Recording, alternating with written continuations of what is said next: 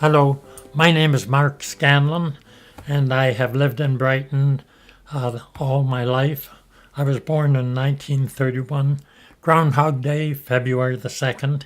The only time I did not live in Brighton was while I was going to the University of Toronto for the Bachelor of Science in Pharmacy, and then I moved back to Brighton when I was married.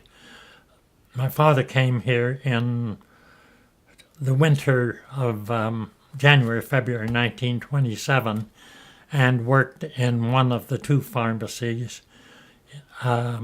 He was married in May of 1927 to a girl from Toronto, and then they settled on Russell Street. He then bought the other pharmacy in Brighton at 5 Main Street. He was open long hours. 1934, the depths of the Depression. So I've often admired his courage. My older sister was born in November 1929, and as I say, I followed in 1931, February the 2nd, arrived in October 1934, and then my younger sister Margie came shortly after in 1935. By that time we had moved to a house on Yonge Street, just one house north of the Muse condominiums. When she was born, we didn't know anything about it. I was 5 years old. My sister was 6. And we were outside playing together. And then we saw this strange car that we didn't recognize, blue car, in the driveway. So we went in to see who the company was. When we went in, we found out we had a new baby sister, which we called Margaret Elizabeth. Regarding school in Brighton, when my sister started in grade 1, at age 6, and I remember I kicked up an awful fuss because I wanted to go down just to see the place. Now, my mother and everyone thought I wanted to start school, but that was the last thing in my mind. And anyway, about a day or so later, kind-hearted grade 1 teacher sent a note home with Noreen saying, if Mark still wants to go to school, he can start grade 1 too. At age 5, I had better things to do, I felt. So I started later. The school at that time, one building, public school on the west end, it consisted of 200 or so students, grades 1 to 8. And then the high school on the east end had about 100 students. So you can imagine it was, some of the classes were small. By the time we got to grade 13, many of them had quit and gone to work. Sort of bounced out to 50 male, 50 female. So any team sports, it was sort of an awkward balance of ages, like pitting a grade 9 student against a grade 13 student on the same team in a football game. Not too fair, really, but it's all we could do to do that. I was never much for the organized sports in school. I preferred the unorganized games, shinny for hockey, or just an easy softball game. Although, as I remember it, I kept praying that the ball would not be hit to me. I was somewhere way out in left field, usually. I preferred the single things, the ones I did myself, like skiing, skating, badminton, which I started at the age 13, and I had to give up at age 58 because of arthritic shoulders. It was very important for both my brother Paul and me. It was our main sport, and we were both trying out for the university badminton team. We started out, played our opponents, beat them, move up gradually in the scale higher and higher. Paul was a very strong player, and he could usually win. But anyway, we could both see that we would be playing off against each other. When that time finally came around, it didn't take me long. I got 1 or 2 points ahead, and then I thought that's ridiculous that Paul, knowing this was my last year at school to represent the university, is letting me win. So it ended up as a game of just sort of tapping the bird gently back and forth. And the people on the sidelines, the ones we had already beaten, were looking, wondering what the heck was going on there. Anyway, he ended up beating me, which was justice, really. And the rink at that time was the first one that we had in the 30s that I remember, was where the fire hall is now, just a little bit north of that. And then it was moved later in the late 30s, I think, to where the liquor store is.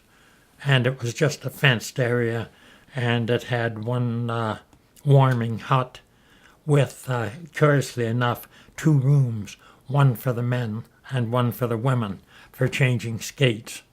And there was a 45-gallon oil drum in each of the rooms with suitable cuts for the firewood and the chimney, that type of thing. But it seems so strange to have to go into separate rooms to change your skates. But that's the way it was back then. We're very fortunate around Brighton to have the water resources, the summer resources, so close, within biking distance, really. As 10-year-olds and onwards, we would bike down to the bay, Gosport, to go swimming at a friend's cottage, and quite often over to the beach. Now, there were about, I'd say, 8 or 9 of us boys that would do that, but there were only about 5 bikes between us. So to get to the bay, we might bike a half a mile fast as we could, and then get off and start walking or running, and the other 4 would run down, pick up the bikes, and bike half a mile or a mile past us. And then they would start running, and we would pick up the bikes, and eventually we would all get to the bay more or less in the same time. My mother was a very kind soul. She was the mother of the maybe 15 kids in the neighborhood. Oh, I would have been 7 maybe. It was on a late Sunday afternoon, sweltering, and Mum suggested that we get a few friends. She would drive us all to the beach. This was about 4 o'clock when people would be starting to come home, so we would have the beach, a less crowded beach. So she drove us down Ontario Street, Sand Street in those days, drove us down that, and the small bridge that leads over to Presqu'île, it was a 1-lane bridge. So Mum approached from the north, and there was a lineup of, maybe 8, maybe 10, maybe more cars leaving the beach and approaching from the south. Mum waited a moment or two. The other cars pulled to a halt on the other to let Mum through. And then I guess they got tired of waiting for her, and she started to drive, and they started to drive. They met in the middle of the bridge. The lead car, the fella, leans out the window and says, "Hey, lady, you're going to have to move back up." And Mum says, "I'm sorry, I don't know how." And so the fella, bless his heart, he leans out and yells to the guy behind him, "She doesn't know how to back up. You'll have to back up." And then this was carried right back to the end of the line, and all 8 cars ended backing up a couple of car lengths, and so Mum drove through like very upright, and gave them a nice friendly wave as they went by. As we got older, we spread our wings more, and as I said, we would get to the bay by hook or by crook, or by bike or by running, and spend the afternoon there. Eventually, my father and mother bought a cottage at Gosport. In the summer of 1948, I got word from the University of Toronto, the Faculty of Pharmacy, that I had been accepted for the 4-year course. The Faculty of Pharmacy was down on Gerrard Street, east of Yonge Street, so it was quite a hike from there to the courses, chemistry, zoology, that sort of thing, that we would be taking at the university itself. 4 years later, I graduated in 1953. I worked for 2 years for the old Tamblyn company. You may not be familiar with it. It's been defunct for years. But I worked for 2 years for them.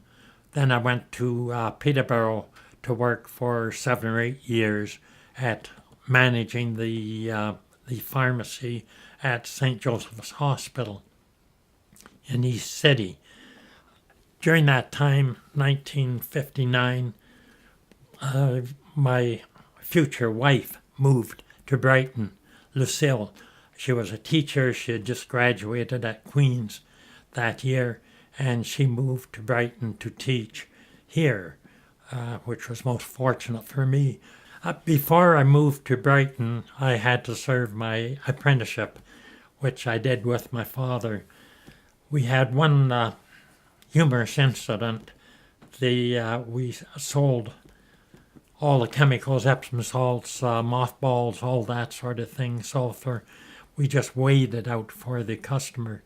Anyway, one day, Dad asked me, Mark, would you take some copper sulfate, bluestone, up and dump it in the telephone booth?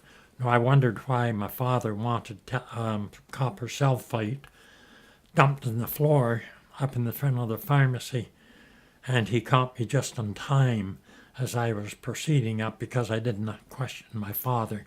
If he wanted copper sulfate on the floor, that was fine with me. But anyway, as I was going up there, and he called, Mark, where are you going? What are you doing? I said, I'm going up to put the copper sulfate under the telephone for some reason. And he said, no, not there. I mean the telephone booth, the outhouse, out at the back of the store. At that time, none of the stores in Brighton really had, all the houses had weeping tiles, that sort of thing, and we didn't have a sewage line. So that was during my apprenticeship. But then, as I said, I went on to Peterborough. Then I returned to Brighton for my wedding. September 1961, we were married and went back to Peterborough for 4 years. In 1965, we moved back to Brighton, built a house here on Maplewood Avenue, which was formerly called Railroad Street, and I took over the store. I bought it in October the 1st, 1965. So my father had it pretty well exactly 31 years to the day.